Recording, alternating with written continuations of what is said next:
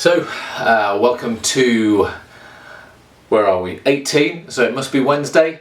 You might be noticing I'm still wearing the same t-shirt, so it's not Wednesday for me, but Wednesday, middle of the week, maybe it's the struggle day for some of us. But maybe you don't know what day of the week it is. So some of us, that's the way lockdown feels, doesn't it? Who knows what day it is? But what day it is for us, in terms of what we're looking at, is Acts 18. You might have a weekly rhythm well worked out by now for lockdown. You may be still feeling like, where has my weekly rhythm gone? But Paul has a rhythm and a plan and a way of doing things. I don't know if you've noticed if we're reading Acts, he goes to the places where the Jews gather. So it might be a synagogue, or it might be that place doesn't have a synagogue yet. There aren't enough Jewish people there following Yahweh, so they gather by the river or they gather somewhere else. So he finds those people, he shares with them, because they're the easiest people. They already know God, and he's saying, all right, here's the Messiah we've been waiting for. And then he moves on from there. As soon as he builds a gathering there, some of them like him, some of them don't, and then he goes to the Gentiles, and then often he gets kicked out. But there's this kind of pattern, and that's what he does.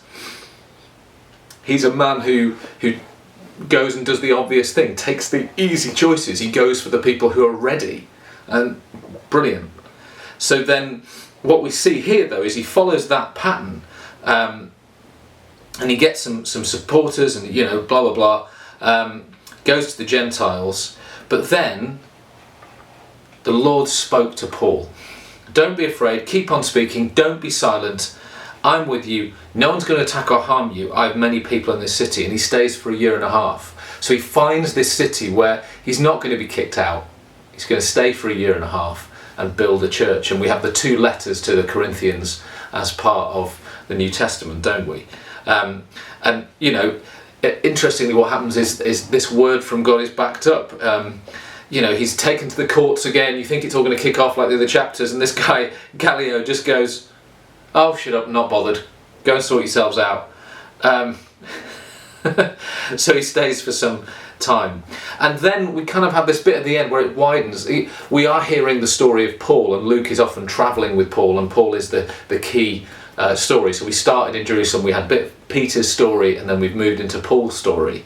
But there's other things happening, and I feel like Luke wants to go, hey, look, there's other people. And we hear this story of this amazing speaker and this follower of Jesus called Apollos, who is a great preacher, and some of the writings in Corinthians, deal with Apollos and Peter and Paul.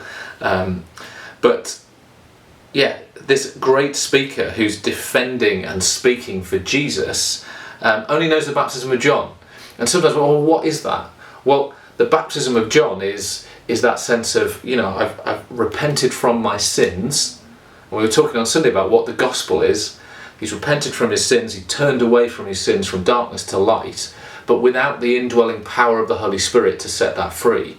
And Paul said back in Acts 15, or was it Peter? I can't remember. But, we've been trying to live this way, living out of our own strength for centuries as the people of God, and it just hasn't worked. So actually, what we need now is to do this in the power of the Spirit. So Apollos receives the Spirit, and I think Luke is highlighting the need for the Spirit. He's highlighting that it's more than just Paul, but there's always other people working, and we don't need to be into competition with them. We need to value and honour what other people are bringing, but know who we are and what we're called to bring, but also do everything in the power of the Spirit.